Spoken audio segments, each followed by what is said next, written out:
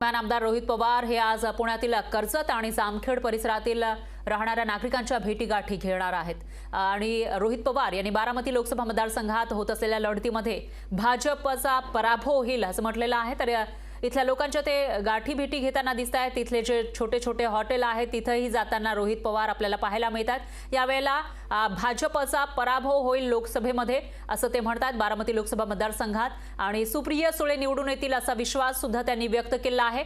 आणि याच सर्व पार्श्वभूमीवर त्यांच्याशी बातचीत केली आहे आपले प्रतिनिधी चंद्रशेखर भांगे यांनी।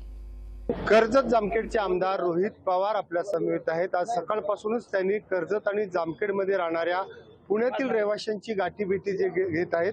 दादा, सकाळपासून तुमचा दौरा पुणे शहरामध्ये सुरू आहे। हो आहे ना। आता जेव्हा अधिवेशन असतं नाहीतर मध्ये 60 दिवस युवा संघर्ष यात्रेमध्ये मी चालण्यासाठी गेलो होतो आणि त्यावेळेस बरेच काही दुकानाची उद्घाटनं जे माझ्या मतदारसंघातले पुणे शहरामध्ये पिंपरी चिंचवडमध्ये राहणारे माझे कार्यकर्ते नाहीतर माझ्यासाठी झटणारे लोक आहेत त्यांचे जे काही उद्घाटन राहिली होती नाहीतर भेटी राहिल्या होत्या त्या मी आता इथं पूर्ण करत आहे। बारामती लोकसभेसाठी जो उमेदवार आहे राष्ट्रवादी काँग्रेस पक्ष पवार साहेबांच्या गटाकडून सुप्रियाताई आहेत आणि राष्ट्रवादी काँग्रेस पक्ष जे आता अजित पवार साहेबांचा आहे त्यांच्याकडून सुनेत्राताई यांना तिकीट भेटणार आहे। लढत एकंदरीत कशी असणार? एकदा तिकीट तर भेटू द्या, मग आपण तिथं बघू। जेव्हा महारोजगाराचा कार्यक्रम बारामतीमध्ये घेतला गेला तिथं मोठ्या प्रमाणात युवा आणि विद्यार्थी तिथे होते आणि ते सर्व बारामती परिसरातले होते।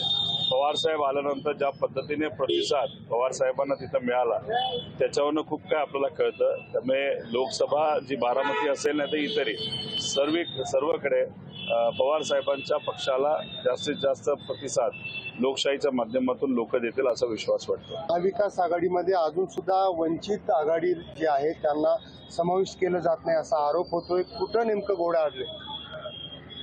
घोडं अडले मी असं म्हणणार नाही, पण मुद्दा हा प्रकाश आंबेडकर साहेबांकडेच कुठंतरी आता राहिलेला आहे।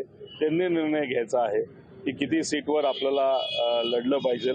शेवटी संविधान आणि लोकशाही आपल्याला जपायची असेल तर मग कुठेतरी बीजेपीच्या विरोधात जाणं फार महत्त्वाचं आहे। प्रत्यक्षपणे वेगळं लढून आणि त्याचा फायदा जर भाजपला होणार असेल तर हे कोणालाही आणि खास करून लोकशाहीला परवडणारं नाही आणि हे प्रकाश आंबेडकर साहेबांना माहीत आहेत। त्यामुळे ते नक्कीच महाविकास आघाडी बरोबर येतील। लोकशाहीसाठी मी चंद्रशेखर भांगे, पुणे।